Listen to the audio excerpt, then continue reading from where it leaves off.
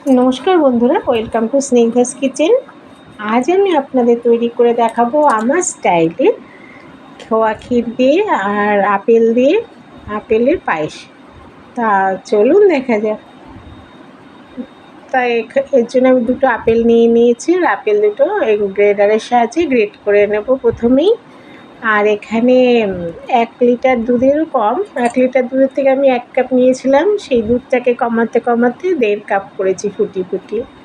একদম গাঢ় হয়ে গেছে যখন, তখন আমি এর মধ্যে বাতাসা দিয়ে দেবো, 5খানা বাতাসা দিয়ে দেবো, যেহেতু আমি মিষ্টি কম খাই। আর এর মধ্যে যে গ্রেট করেছিলাম আপেল, সেটাকে দিয়ে দেবো। তো আপেলটা দিয়ে একটু ভালো করে দুধের সঙ্গে নাড়িয়ে দেবো। আর বাতাসাটা দিয়েও ফুটিয়ে নিয়েছি আমি, 10 মিনিট ফোটানোর পরেই আপেলটা দিয়েছিলাম। আর এখানে খোয়া ক্ষীর গ্রেট করে নিয়েছি, দেখুন এখানে 150 গ্রাম খোয়া ক্ষীর আছে। তা খোয়া ক্ষীরটা যখন পুরো আপেলের দুধটা শুকিয়ে এসছে তখন দিয়েছি।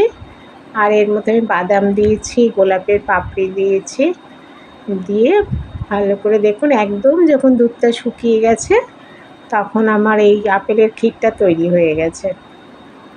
তা আমার তৈরি এই আপেলের ক্ষীর রেসিপি আপনাদের কেমন লাগলো তা আপনারা আমাকে লাইক, শেয়ার ও কমেন্ট করে জানাবেন। তো চলি বন্ধুরা, আপনাদের সঙ্গে আবার দেখা হবে অন্য কোনো দিন অন্য কোনো সুন্দর রেসিপি নিয়ে।